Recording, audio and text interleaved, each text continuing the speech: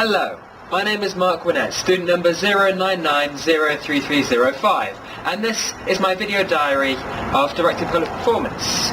In it, I'll be talking about all the rehearsal process that I've been going through, and a bit of research, and all the other things that make up my entire portfolio. Now, the first lesson... Oi!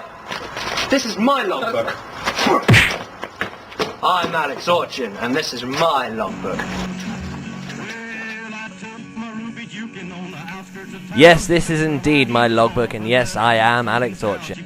And welcome to my logbook, that should be written down on paper form, but instead is on video because it's more aesthetically pleasing. To start things off, I will be looking at our first performances. Now, the first group that did one of the performances decided to start off with us in the lobby, and they were pretending to be monkeys and herd us into the drama studio as if we were sheep, and knocking poor Jack off his chair in the process.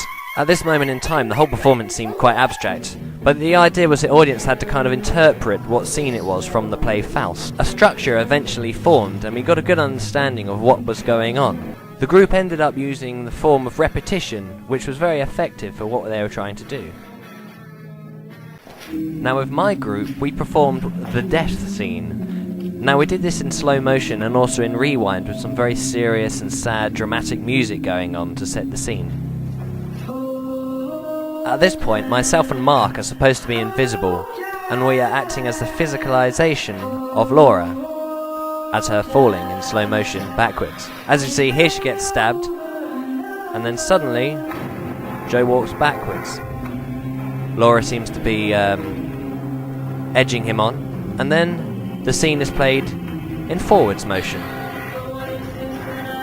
As Laura gets stabbed, myself and Mark carry her down gently, still pretending to be invisible.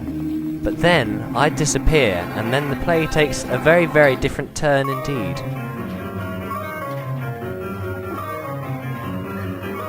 That says deleted scenes.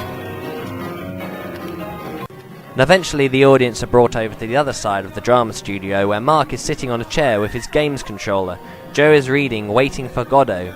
The whole idea of this was supposed to be death by boredom, as opposed to death by being stabbed. The idea of this was to take the idea of violence in the play and rob it of its severeness by using humour. That sign says death by Beckett. Now this is when I stepped in. As you can see, I'm wearing a t-shirt over my head. I have a pillow over my shoulders to kind of fill it out, and my head is a balloon. The camera can't quite pick it up, but there's a smiley face on the balloon to make it just so silly. I just kind of dance around for a bit. Joe comes in with a sword, so you think he's going to pop the head, but no, I dodge it.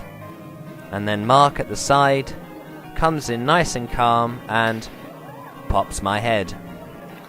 I then blow up a new head from inside the t-shirt, so it's like I'm spawning another head. Eventually I let go of the balloon, which makes it fly around in the sky. And just like with the scene with Laura, Amy comes along and cries over the dead body, except there's the end with a question mark.